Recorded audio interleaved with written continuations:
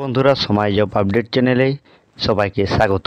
আজকে এই ভিডিওতে আলোচনা করব কেন্দ্র সরকারের ফরেস্ট অফিসার নিয়োগের বিজ্ঞপ্তি সম্বন্ধে। এই বিজ্ঞপ্তি কোথায় প্রকাশিত হয়েছে এবং যোগ্যতা কী চাওয়া হয়েছে, বয়স কত হতে হবে, আবেদন পদ্ধতি কী রয়েছে, নিয়োগের প্রক্রিয়া কিভাবে হবে এবং আবেদনের শেষ তারিখ কবে, সম্পূর্ণ এই ভিডিওতে বোঝানোর চেষ্টা করেছি। অবশ্যই ভিডিওটি স্কিপ না করে শেষ পর্যন্ত দেখার অনুরোধ রইল। ভিডিও শুরু করার আগে তোমাদের কাছে একটাই রিকোয়েস্ট, এই চ্যানেলে প্রথম দর্শক হয়ে থাকলে অবশ্যই চ্যানেলটি সাবস্ক্রাইব করে বেল নোটিফিকেশন অন করে রেখো, এরকমই নতুন নতুন চাকরির খবর সবার প্রথমে পাওয়ার জন্য। কেন্দ্র সরকারের যে ফরেস্ট অফিসারের যে নিয়োগের বিজ্ঞপ্তিটি, সেটি কর্মসংস্থান পেপারে 24শে ফেব্রুয়ারি 2024 কর্মসংস্থান পেপারে এটি কিন্তু প্রকাশিত হয়েছিল।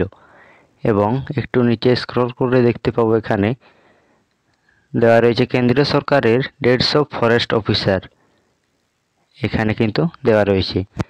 কেন্দ্রীয় ও রাজ্য সরকারের ফরেস্ট বিভাগে সেরা চাকরির জন্য ফরেস্ট অফিসার পদে 150 জন ছেলেমেয়ে নেওয়া হচ্ছে বা নেওয়া হবে।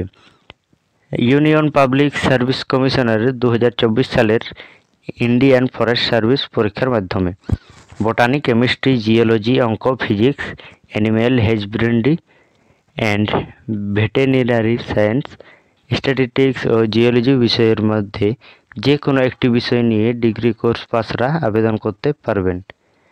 ফরেস্ট্রি, এগ্রিকালচারের বা ইঞ্জিনিয়ারিং গ্র্যাজুয়েট ছেলেমেয়েরাও আবেদন করতে পারবে।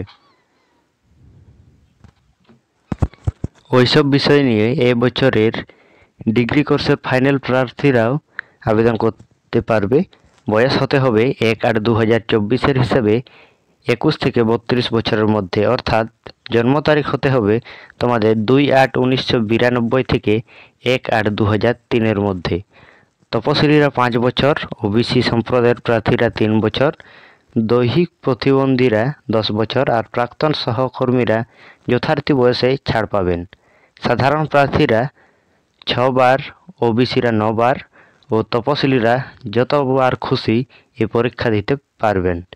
শূন্য পদ এখানে 150টি দেওয়া রয়েছে এবং বিজ্ঞপ্তি নম্বর এখানেও দেওয়া রয়েছে 06/2024 IFOS। প্রার্থী বাছাই করবে ইউনিয়ন পাবলিক সার্ভিস কমিশন 2024 সালের ফরেস্ট সার্ভিসেস পরীক্ষার মাধ্যমে। প্রথমে হবে প্রিলিমিনারি পরীক্ষা 26শে মে। এইসব কেন্দ্রে কলকাতা, শিলিগুড়ি, কটক, গ্যাংটক, রাঁচি, পাটনা, দিসপুর, গুয়াহাটি, ত্রিপুরা, আগরতলা, আইজল, শিলং ও পোর্ট ব্লেয়ারে এইসব কেন্দ্রে কিন্তু তোমাদের 26শে মে পরীক্ষাটি হবে। প্রিলিমিনারি পরীক্ষায় অবজেক্টিভ মাল্টিপল চয়েস টাইপের মোট 400 নম্বরের 2টি পেপারে পরীক্ষা হবে। এখানে এমসিকিউ টাইপের তোমাদের 2টি পেপারে 400 নম্বরের পরীক্ষা হবে। তো প্রথম পেপারে থাকবে এইসব বিষয়ে, এখানে দেওয়া রয়েছে জাতীয় ও আন্তর্জাতিক বিষয়ের ওপর সাম্প্রতিক ঘটনা, ভারতীয় ইতিহাস ও ভারতের স্বাধীনতা সংগ্রাম। 3 নম্বর টপিকে দেওয়া থাকবে ভারতীয় ও বিশ্বের ভূগোল, শারীরিক, সামাজিক, অর্থনৈতিক ভূগোল। 4 নম্বরে দেওয়া রয়েছে ভারতীয় রাষ্ট্রনীতি ও তাৎপর্য, সংবিধান, পলিটিক্যাল সিস্টেম, পঞ্চায়েতি রাজ, পাবলিক পলিসি, অধিকার ইত্যাদি। এবং 5 নম্বর যে সম্বন্ধে থাকবে এটা হচ্ছে অর্থনৈতিক ও সামাজিক উন্নয়ন, দীর্ঘস্থায়ী উন্নয়ন, দারিদ্র্য, অন্তর্ভুক্তিকরণ, প্রাকৃতিক বৈচিত্র্য, সামাজিক ক্ষেত্রে উদ্যোগ, এইসব বিষয়ে। 6 নম্বরে দেওয়া আছে পরিবেশগত ভারসাম্য, আবহাওয়ার পরিবর্তন ও জীব বৈচিত্র্য বিষয়ক। 7 নম্বরে থাকবে তোমাদের সাধারণ বিজ্ঞান। আর দ্বিতীয় পেপারে যেসব বিষয় নিয়ে থাকবে সেগুলো এখানে দেওয়া রয়েছে।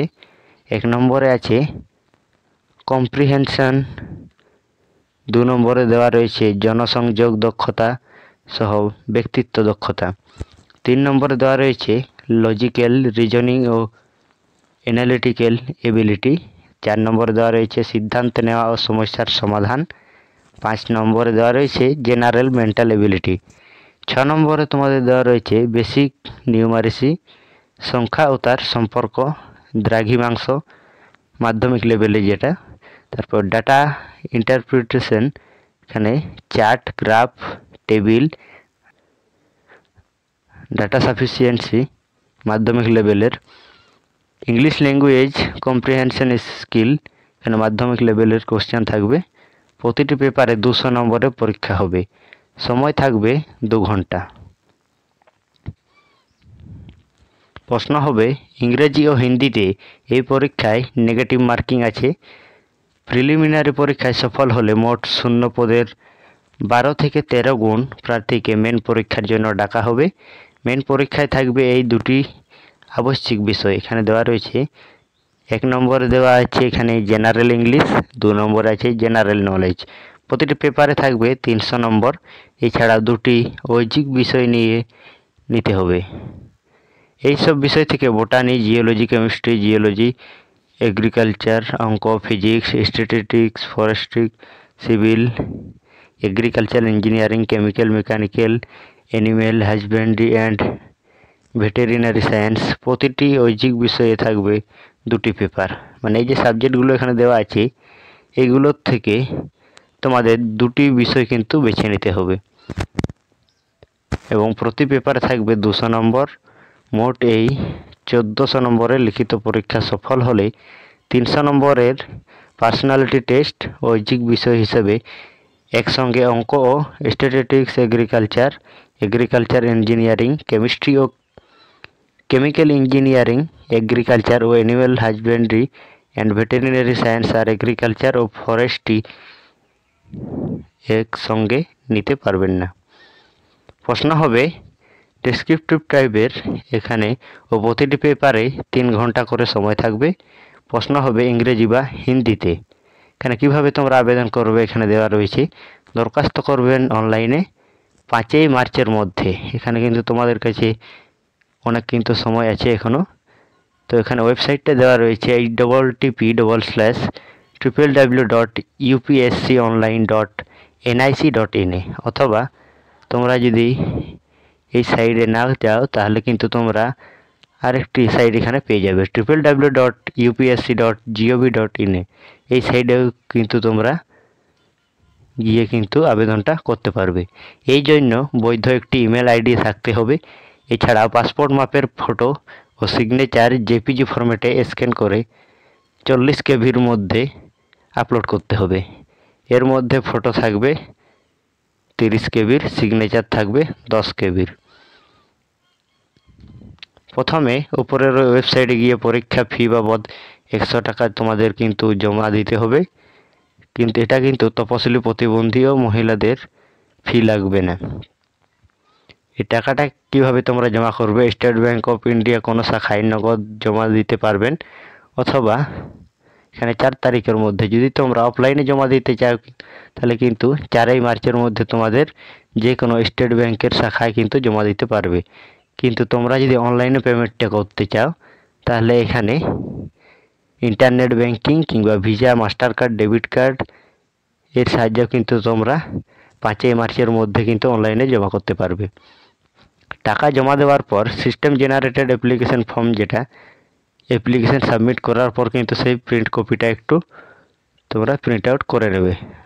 আরও বিস্তারিত এই ওয়েবসাইটে পেয়ে যাবে। ফর্ম পূরণ করার পর কোনো ভুল হয়ে থাকলে তা এডিট করতে পারবেন 6ই মার্চ থেকে 12ই মার্চের মধ্যে। এখানে বলা হয়েছে যদি অ্যাপ্লিকেশন করার সময় কোথাও যদি কোনো জায়গায় ভুল ত্রুটি হয়ে থাকে তাহলে তোমরা কিন্তু যে লাস্ট ডেটটা দেওয়া রয়েছে 6 তারিখ, সেটা 6 তারিখ থেকে 12 তারিখের মধ্যে কিন্তু তোমরা অ্যাপ্লিকেশনটা এডিট করতে পারবে বা সংশোধন করতে পারবে। তো বন্ধুরা, আজকের মতো এই পর্যন্ত। আশা করি তোমাদের কোথাও কোনো রকম বুঝতে অসুবিধা হয়নি। কোথাও যদি কোনো রকম বুঝতে অসুবিধা হয়ে থাকে অবশ্যই নিচে কমেন্ট বক্সে জানিয়ে দেবে, আমি তোমাদের রিপ্লাই দেওয়ার চেষ্টা করব। তো আরও যদি প্র্যাকটিক্যালভাবে তোমরা কীভাবে অ্যাপ্লাই করতে হয় সেটার ভিডিও যদি তোমরা চাও অবশ্যই সেটাও কমেন্টে লিখে জানাবে। আমি এই সম্বন্ধে ডেডিকেটেড একটি ভিডিও তোমাদের জন্য নিয়ে আসবো।